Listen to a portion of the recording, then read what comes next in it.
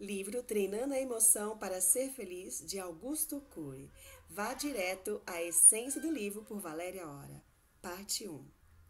Prefácio. Treinar a emoção é desenvolver as funções mais importantes da inteligência, tais como aprender a gerenciar os pensamentos, proteger a emoção nos focos de tensão, pensar antes de reagir, se colocar no lugar dos outros, perseguir os sonhos e valorizar o espetáculo da vida. Não há fórmulas mágicas para ser feliz. O caminho é um treinamento da emoção. Não é possível apagar nossas histórias, só é possível reescrevê-las. Por meio de histórias e técnicas, Augusto Cury nos mostra como treinar nossa emoção para sermos mais felizes. Capítulo 1. Você venceu o maior concurso da história. Era o maior concurso da história, a mais árdua corrida disputada por um ser vivo. Que corrida é esta? A corrida pela vida. Eram milhões de espermatozoides para fecundar apenas um óvulo e ter o direito de formar uma vida. E você estava lá como o mais teimoso ser da história, acreditando que poderia vencer. Você nunca foi tão sonhador. Hoje você talvez sonhe pouco. Naquela época, você sonhava sonhos quase impossíveis e de forma espontânea. Diferente de agora, preso a uma agenda de tarefas e represado dentro de si em meio às emoções. Muitos pais querem dar um mundo para os filhos e por isso trabalham incessantemente e muitas vezes não percebem que estão deixando de dar o mais importante: tempo com qualidade com os filhos. Não existe um manual para ser pais, mas certamente seguir a sensibilidade é uma grande diretriz. Permitir-se pedir desculpas aos filhos e falar de frustrações, isso é um treino para se humanizar, a aprender a não ter medo de errar, a falar dos seus sentimentos e a transformar suas derrotas em experiências de vida. O melhor presente para seus filhos é dar seu tempo e sua presença. Elogie-os muito mais do que os critique. Nunca critique ninguém sem antes elogiá-lo. Os elogios animam a alma. Precisamos aprender a linguagem da emoção. Quem almeja ver dias felizes precisa aprender a chorar. A maior fonte de entretenimento humano é o mundo das ideias. Produzimos milhares de pensamentos. Tente parar de pensar. Você não conseguirá. Pensar é o destino do homem. Ninguém consegue interromper a produção de pensamentos. Só é possível gerenciá-la. Estamos acostumados a detectar a poluição ambiental, mas não a poluição psicológica. No recôndito da alma, muitos vivem uma vida poluída e ansiosa e não demonstram. Tornaram-se especialistas em disfarçar sua dor. Daí a importância de desenvolvermos esse diálogo com os filhos, para falarmos claramente sobre nossas emoções, as emoções deles e as nossas emoções. Para gerenciar com maturidade o mundo das ideias e das emoções, precisamos de algumas técnicas de treinamento. E o autor, ele nos apresenta a técnica do DCD: duvidar, criticar e determinar. Primeiro, duvidar de tudo que não promova a vida. Devemos assumir com honestidade nossas fragilidades, limitações e conflitos, mas não devemos nos deixar controlar por elas. Cuidado com a ditadura do medo, das ideias negativas, das doenças emocionais. Retire o medo do trono da sua mente e substitua pela esperança. 2. Criticar a passividade do eu. Descorte frontalmente de todos os pensamentos e fantasias que o amedrontam, entristecem, deprimem. Cada pensamento que nos incomoda deve ser questionado com ousadia e determinação pelo eu. 3. Determinar dá um choque de lucidez na emoção. A emoção é bela, mas ingênua. Não seja passivo diante das suas dores. Determine o que você quer sentir. Não peça licença para ser feliz, determina ser feliz. Determine ser tranquilo, sereno e alegre. O campo de energia emocional precisa se submeter à autoridade do eu. Determine não submeter sua emoção ao conteúdo dos pensamentos perturbadores. Jamais se esqueça de que há uma força dentro de você que está desativada ou mal usada. Treine gerenciar seus pensamentos e emoções e veja o que acontecerá ao longo dos meses. Talvez você se surpreenda com a força que está escondida atrás da sua fragilidade. E uma técnica muito bacana e eficaz é você se tornar um observador dos seus pensamentos. Você não tem que se identificar com os seus pensamentos. Você não é o que pensa e o que sente. Você é muito mais do que isso. Então, observe apenas. Se vier um pensamento monstruoso ou algo que você nunca nem imaginaria fazer, ao invés de se assustar consigo mesmo, apenas observe. É um pensamento, não é você. Seja observador. Repense o fundamento das ideias que você nunca teve coragem de contar, mas que assalta sua tranquilidade. Saiba que os piores transtornos de nossas vidas não vêm de fora para dentro, mas de dentro para fora. Observe-se. Importante: há pensamentos sem emoção, mas não há emoção sem pensamento. Precisamos ter esse conceito.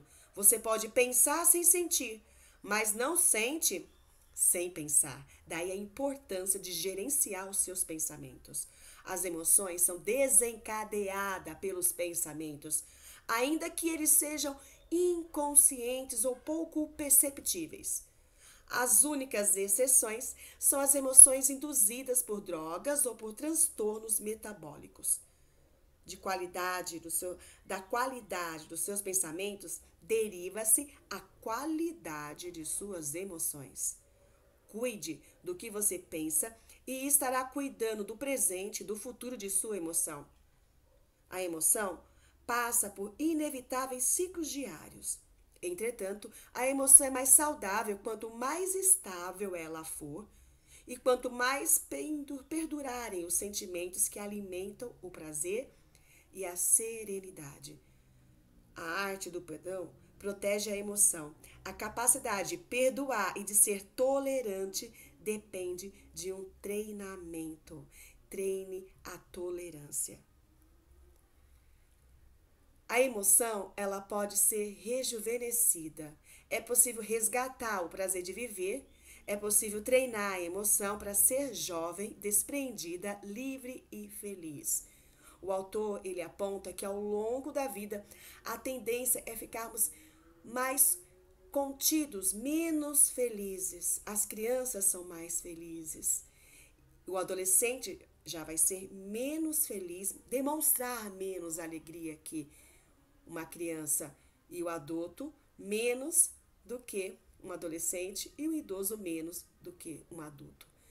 Então, precisamos rejuvenescer as emoções. É isso que o autor defende.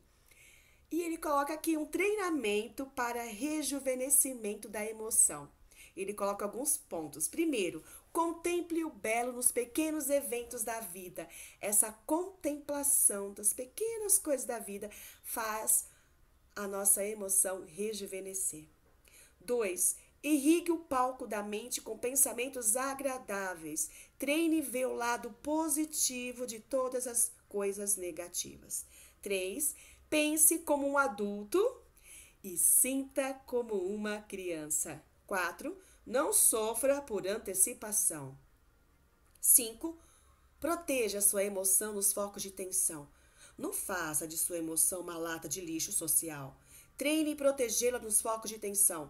Não permita que as ofensas, as perdas e as frustrações invadam sua emoção. Cuidado para não ser contaminado pelas emoções, pela inquietação do ambiente que você está, das pessoas. Até porque, para você ajudar, você não precisa se identificar com os pensamentos, com a aflição do outro, mas você precisa escutar e observar, não se identificar e se contaminar. 6. Não seja carrasco de si mesmo.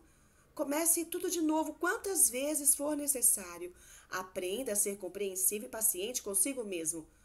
Os que são carrascos de si mesmo encurtam a primavera da emoção. Capítulo 2.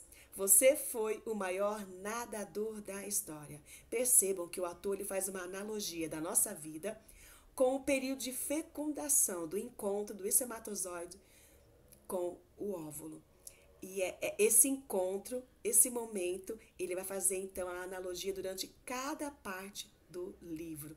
Se passamos por tal experiência que foi tão emocionante, tão cheia de concorrentes e conseguimos superar e estamos hoje aqui, e esse momento de forma de adrenalina, de êxtase, foi tão intenso, proporcionalmente ela se iguala a muitos momentos que você está passando. Então ele faz essa analogia a esse momento de fecundação em cada parte do livro. Não navegue mais sozinho, não seja autossuficiente, né? Então lá no início da fecundação você estava lá sozinho, você chegou sozinho, né? Salvo aqueles que são gêmeos. Treine dividir o barco de sua vida com seus íntimos. Treine penetrar no barco de alguém.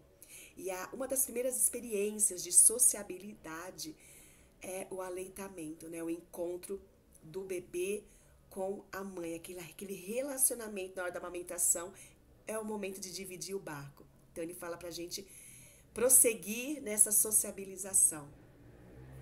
Às vezes carregamos outros, outras vezes ele nos carrega. Uma mão lava a outra. A família deve ser uma grande equipe. Os colegas de trabalho devem ser uma grande família. A gestão participativa em qualquer esfera social expande as soluções e transforma o ambiente num oásis. Trabalhar em equipe é uma arte. Vejamos algumas lições. Então, ele nos apresenta aqui algumas técnicas. Treinamento da emoção e da arte de pensar para trabalhar em equipe. 1. Vacine-se contra o individualismo. Sempre que possível, busque trabalhar em parceria.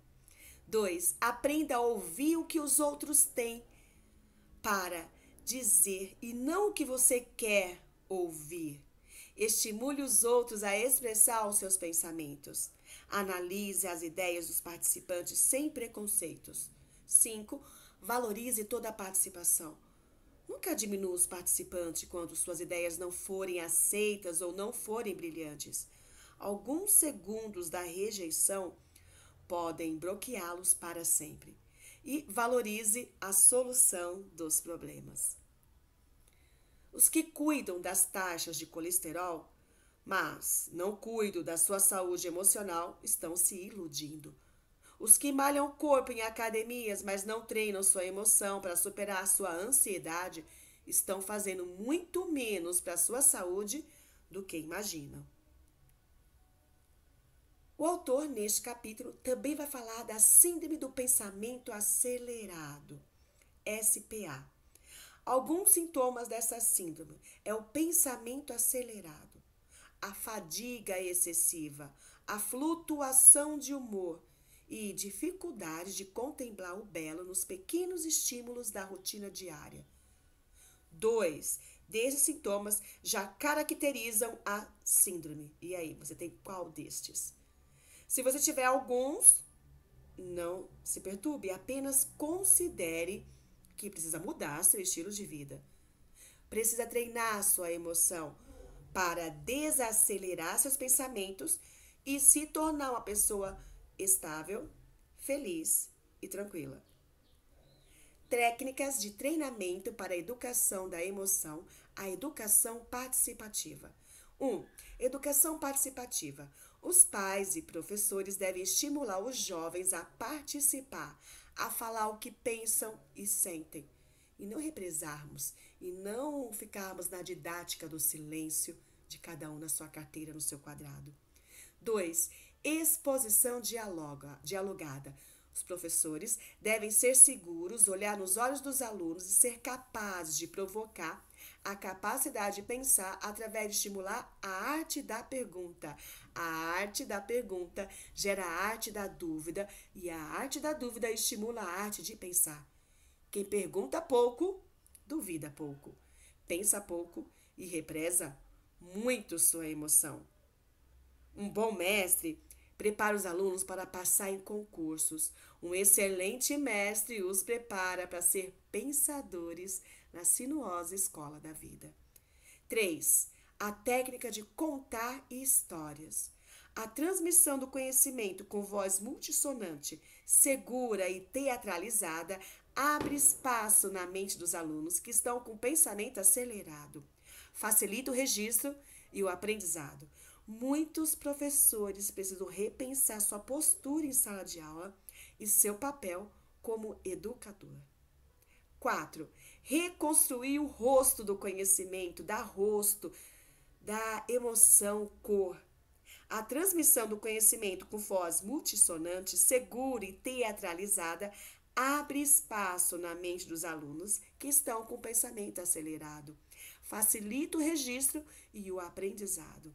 5. Elogiar e resgatar a autoestima dos alunos. Um dos maiores segredos da educação da emoção é elogiar criticando. Elogie algumas características de uma pessoa e só depois a critique. 6. Cruzar o mundo dos professores com o dos alunos. Cruzar o mundo dos pais com o dos filhos. A sua história, as suas experiências de vida podem trazer um colorido, um dinamismo na interação com o outro. 7. Ensinar técnicas do treinamento da emoção e gerenciamento do pensamento. A educação da emoção não pode florescer se professores e alunos dividem o mesmo espaço físico e respiram o mesmo ar, mas não cruzam sua história, não falam das suas emoções. Precisamos desenvolver as funções mais importantes da inteligência.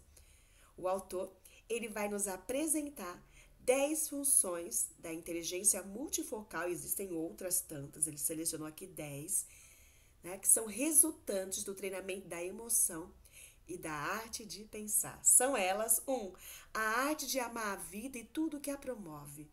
2. A arte de contemplar o belo. 3. A arte da serenidade, pensar antes de reagir. 4. A arte de expor e não impor ideias. 5. A arte da solidariedade. 6. A arte de gerenciar os pensamentos dentro e fora dos focos de tensão. Colocar-se no lugar do outro. 8. Ter espírito empreendedor. Trabalhar perdas e frustrações. E 10. Trabalhar em equipe. Capítulo 3. Você foi o maior alpinista da história. Quando éramos apenas uma célula incompleta e desesperada, queríamos chegar ao topo da vida. O topo da vida é a própria vida. Para chegar ao topo, precisamos de energia, de uma carga de estresse, a qual nos equipa para lidarmos com determinadas situações. Isso é normal, mas quando o estresse é acionado em uma situação anormal, caracteriza-se como uma doença. O problema não é o trauma de qualquer natureza que sofremos, uma frustração, uma ofensa, um acidente, um ataque de pânico, mas o seu registro privilegiado no inconsciente e sua constante leitura. Essa leitura reproduz novas experiências traumáticas que são novamente registradas na memória, fechando o ciclo da doença e aprisionando a emoção. Sim, no mundo teremos muitas aflições. Agora, como reagimos e o que faremos com ela é eis a questão. Os que nunca falam das suas frustrações têm chances mínimas de aliviá-las. Os que se silenciam sobre os seus sofrimentos e expandem a sua dor. Você precisa encontrar tempo para falar das suas dificuldades. Precisa encontrar tempo para se ouvir. Saiba que o verdadeiro treinamento emocional não é chegar na frente, não é subir no pódio sozinho, mas chegar junto com os outros, abraçar e envolver as pessoas. Nossa felicidade depende de outros. Divida sua tranquilidade, que ela se multiplicará. Opa, eu inverti aqui os slides. Divida sua tranquilidade, que ela se multiplicará. Reparta sua felicidade, que ela se expandirá. Capítulo 4. Você viveu o maior romance da história. Vimos que você foi o maior nadador da história, o maior alpinista de todos os tempos. Por que você teve uma coragem ímpar? O que o motivava? A paixão pela vida. O espermatozoide viveu o mais belo romance da literatura. Se um dia faltar amor por você mesmo, se em algum momento sua autoestima estiver fragilizada, lembre-se de que você viveu o maior romance da história. Você era incompleto e imperfeito. Sua vida só seria completa e perfeita se encontrasse a célula da sua vida. Se no início da vida tivéssemos capacidade que temos hoje de reclamar das circunstâncias e de encontrar nossos defeitos, não teríamos garra suficiente para vencer a grande corrida da vida. Gastamos muito tempo atualmente reclamando e nos punindo. O empreendedor não reclama das circunstâncias, ele cria as oportunidades. Uma pessoa madura e consciente de sua falibilidade não esconde seus erros e nem vira o rosto para sua miséria. Creia, você viveu o maior romance da história. Por isso, nunca se diminua. Nunca considere a sua vida sem valor.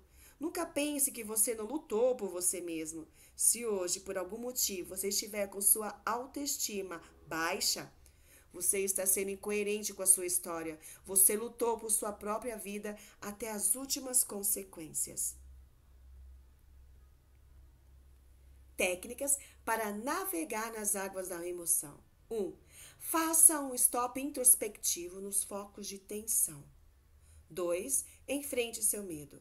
3. Nunca se diploma na escola da vida. Não se feche dentro de seu mundo. Não há gigantes no território da emoção. Todos somos eternos aprendizes. Seja um especialista em investigar em qualidade de vida, em investir em qualidade de vida. Não espere dias melhores, transforme seus dias ruins. Nunca se esqueça que suas chances de estar vivo eram próximas de zero, mas você venceu. 5. Reflita frequentemente sobre a grandeza da vida. 6. Jamais desista. Você pode vencer. Não há crise que não passe, não há tormenta emocional que não se dissipe. Não há dificuldades que não possam ser transpostas. Jamais desista da vida. Até a parte 2. Um abraço.